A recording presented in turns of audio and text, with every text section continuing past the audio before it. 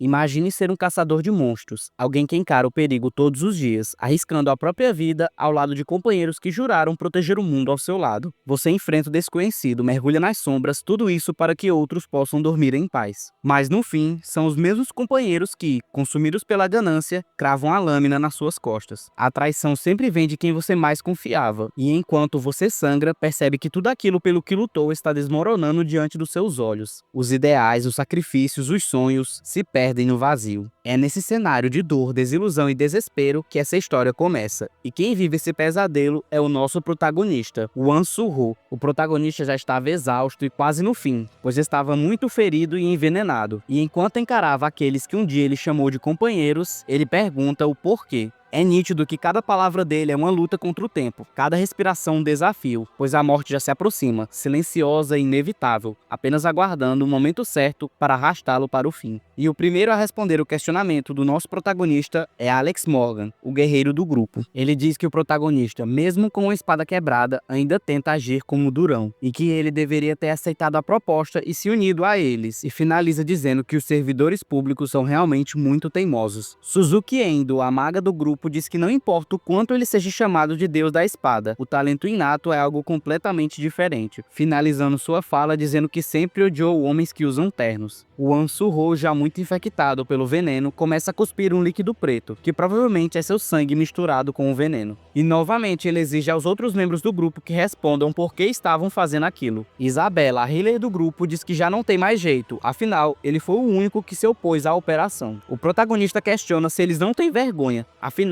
passaram por muita coisa juntos e conquistaram um dos 5 portões do desastre, e que conquistando os outros 4, a humanidade enfim estaria salva. Diante de toda essa situação, ele se questiona se existe realmente alguma diferença entre os monstros e seus antigos companheiros. Rex Hood, o arqueiro do grupo, diz que pelo menos eles não matam humanos. Ele relembra que já havia dito isso ao protagonista, que caso todos os portões fossem fechados, eles já não teriam mais utilidade para a humanidade e passariam de heróis para possíveis monstros. Afinal, as pessoas teriam medo de seus poderes. Mas o arqueiro diz que gosta muito do Wan Su-ho, e caso ele diga que deseja entrar novamente no grupo, ele o aceitará. Além disso, ele também pediria para que Isabela retirasse o veneno do seu corpo. Mas o Wan Su-ho manda ele ir à merda, e pergunta se ele acha mesmo que ele iria aceitar aquela proposta depois de ter sido traído. Internamente, o prota já começava a sentir o gostinho da morte. O veneno já estava consumindo quase todo o seu corpo, e o seu tempo já estava chegando ao fim. Ele sabia que não iria sobreviver, mas, para o bem da humanidade, ele ainda poderia fazer uma coisa: retirar a vida de pelo menos um de seus antigos companheiros. E mesmo com o pé na cova, o protagonista começa a liberar uma quantidade absurda de energia, colocando medo em seus antigos companheiros, que tentam não se preocupar. Afinal, aquilo só poderia ser um blefe, pois o que um moribundo com a espada quebrada poderia fazer? Mas Rex Hood diz para eles não baixarem a guarda, pois havia algo diferente ali. E usando uma alta velocidade, o protagonista avança e corta a mão de Alex Morgan e a cabeça de Suzuki. Se Rex Hood tivesse demorado um pouco mais para reagir, ele e Isabela também teriam sido atingidos. Isabela então tenta curar as feridas de Alex Morgan, mas ela percebe que não é capaz de curar aquele ferimento. Olhando para o protagonista, percebe o motivo. A espada quebrada de Wan Su-ho havia se tornado uma espada intangível. E esse foi o último ato heróico do nosso protagonista, que em seguida acaba sucumbindo aos desejos da morte. Porém, antes de morrer, diversas notificações aparecem na tela, e elas informam que o protagonista alcançou os requisitos necessários para dominar a arte da espada divina, além de conseguir uma habilidade de rank SS, sendo o primeiro a fazer isso. O sistema diz que vai conceder a ele uma chance de alcançar o reino transcendente e se tornar ainda mais forte, com a última notificação informando que o sistema do player Wan Su-ho está sendo reiniciado. Ao abrir os olhos, o protagonista fica incrédulo, pois ele tinha certeza de que não iria sobreviver. Logo em seguida, percebe que está sendo carregado pelo seu enorme e incrível herói, o bombeiro, que diz que irá levá-lo para um local seguro e pergunta se ele está bem. Ao olhar para frente, o protagonista fica incrédulo com o que vê. Um portal está aberto bem ali, diante de seus olhos. Não só isso, como ele estava próximo da estação de trem Sindorin. Estação essa que havia sido fechada justamente porque um portal havia sido aberto próximo a ela, e ela estava contaminada. Então, o que estava acontecendo? Porque o protagonista estava ali, naquele lugar, e porque ele estava revivendo um evento que já havia acontecido. Mas antes que ele pudesse pensar um pouco mais e sanar as suas dúvidas, ele percebe que há goblins em sua volta, e um deles dispara uma flecha que acerta em cheio as costas do nosso bombeiro herói, que manda o protagonista fugir para o mais mais longe que ele puder. E nessa cena podemos ver que os goblins estão com um olhar malicioso para a parte de trás do nosso querido bombeiro. O que será que eles estão pensando? Será que eles estão querendo fazer aquele negócio com Che? Abusando de todas as vantagens de ser um protagonista, o Ansu-Ho resolve fazer completamente o oposto do que o bombeiro pediu, pegando o seu machado e arremessando ele contra os goblins, acertando em cheio a cabeça de um deles, fazendo com que jorre esse líquido vermelho. E nesse momento as notificações do sistema voltam a aparecer. Porém, dessa vez, ela diz que ele foi despertado como um jogador e manda ele escolher uma das classes disponíveis, que no total são 4 classes: guerreiro, mago, arqueiro e healer. O Prota, muito precoce, quase escolhe a classe de guerreiro, mas foi interrompido por outro pedido do bombeiro herói, que insistia que ele fugisse dali. O Ansu-Ho percebe que deveria esperar um pouco mais antes de escolher a sua classe, além de pedir que o bombeiro não se preocupasse, pois ele era mais do que o suficiente para cuidar de todos aqueles goblins. Avançando contra eles, o Prota simplesmente sai cortando geral com seu machado, mas logo em seguida ele consegue encontrar uma espada, afirmando que os goblins não são uma ameaça para alguém como ele. Após massacrar aqueles goblins, ele percebe que ainda está com muita raiva por tudo o que havia acontecido com ele, mas em situações assim ele deveria estar com a cabeça fria. Ele precisa aproveitar aquela oportunidade, pois ele estava recomeçando do zero e essa era a chance perfeita para se preparar e acabar com os traidores. Ele começa a receber várias notificações do sistema, mostrando todos os upgrades e os pontos de habilidade que ele havia conseguido enquanto passava a espada nos goblins. E nesse momento, o Ansu-Ho diz ao sistema que está pronto para escolher a sua classe, se tornando naquele momento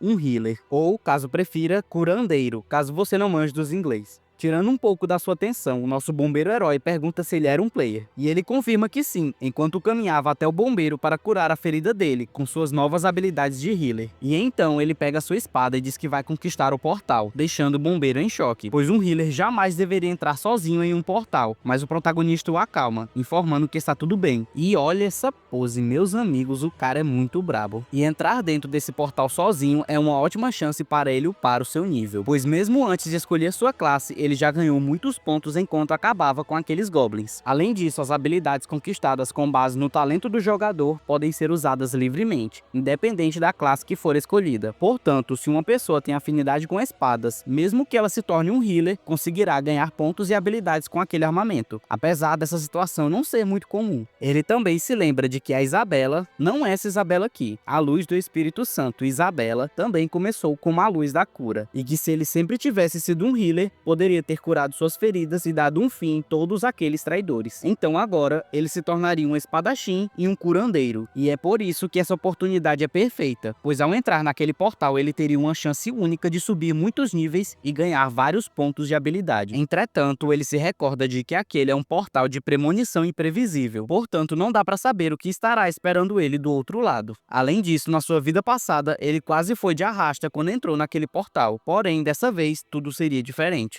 Afinal, todas as suas habilidades de esgrima ainda estavam gravadas na sua memória, ou seja, ele sabia muito bem como usar uma espada. E após isso ele entra no portal, aparecendo em uma mata nomeada de Floresta Vermelha. E tendo em vista que a floresta é incrivelmente verde, eu chutei que o nome Floresta Vermelha é porque haveria muito sangue espalhado por toda a mata. Adentrando mais fundo na floresta, ele percebe que os goblins já haviam morrido. Então, eles estavam fugindo de alguma coisa quando atravessaram o portal. Um pouco mais adiante, ele descobre o motivo. 2 goblins vermelhos, versões evoluídas dos goblins, e o motivo para aquele lugar ser chamado de Floresta Vermelha. Ao verem o protagonista, declaram, apontando suas espadas, que irão fazer dele sua nova presa. Porém, para o nosso garotão isso não era nada, pois mesmo sendo versões evoluídas, continuavam sendo goblins. O primeiro deles a avançar era nível 12, e como o nível do nosso prota ainda estava baixo, ele não conseguiu acertar os primeiros golpes no inimigo. Então ele percebeu que seria mais fácil atacar o outro goblin, que era nível 10, e foi exatamente isso que ele fez. Porém, como seu objetivo ali era upar seu nível, quando o primeiro Goblin volta a atacá-lo, ele fica apenas se esquivando, pois naquele momento ele queria ganhar pontos de habilidade em esquiva. Após conseguir o que queria, ele começa a se defender usando sua espada, ganhando ainda mais pontos em esquiva. E depois de completar seus objetivos, o Goblin já não tinha mais utilidade, então ele acaba com ele também. Porém, isso não era o suficiente, ele precisa ficar ainda mais forte, e com isso em mente, ele continua buscando mais Goblins. Enquanto isso, do lado lado de fora vários players estavam esperando para entrar no portal, pois quando uma ou mais pessoas entram, o portal meio que se fecha, digamos assim, e os outros players só poderão entrar quando os primeiros que entraram acabarem morrendo ou saindo do portal. Então, até que o nosso prota saísse do portal ou acabasse indo de arrasta, ninguém mais entraria lá dentro. Mudando de cena, podemos ver nosso bombeiro herói sendo interrogado por membros dos servidores públicos. Um deles, a qual o nome ainda não é revelado, pergunta se o bombeiro tinha certeza do que estava dizendo, pois era completamente ridículo um player novato ter acabado com tantos goblins e entrado em um portal sozinho, principalmente sendo um healer. Então, o Homem de Terno autoconfirma que ele deve ter entrado sem pensar, pois um curandeiro não seria louco o suficiente para entrar sozinho em um portal. E lá dentro, nosso prota continua passando a peixeira em vários e vários goblins vermelhos, massacrando grupos inteiros sem nenhuma dificuldade. Porém, ficar caçando eles é muito cansativo, então ele resolve deixar um deles fugir, pois assim ele avisaria aos outros e eles viriam até o prota. O maluco é stonks demais, não tem como. E então o protagonista resolve gerenciar os pontos que ganhou acabando com todos aqueles goblins, e ele distribui os pontos de forma uniforme, ficando mais forte em todos os atributos. Em seguida, ele começa a coletar as famosas pedras mágicas, pois poderá vendê-las e ganhar dinheiro com isso. Porém, nesse momento, uma pressão mágica retira seu momento de distração, fazendo ele perceber que seus inimigos haviam chegado. Eles estavam em muita quantidade, porém, agora, nosso jogador estava ainda mais poderoso, e aqueles goblins não representavam ameaça nenhuma. Porém, por muito pouco ele não foi atingido por um deles, que era, na verdade, o chefe dos goblins vermelhos. Enfim, ele havia chegado.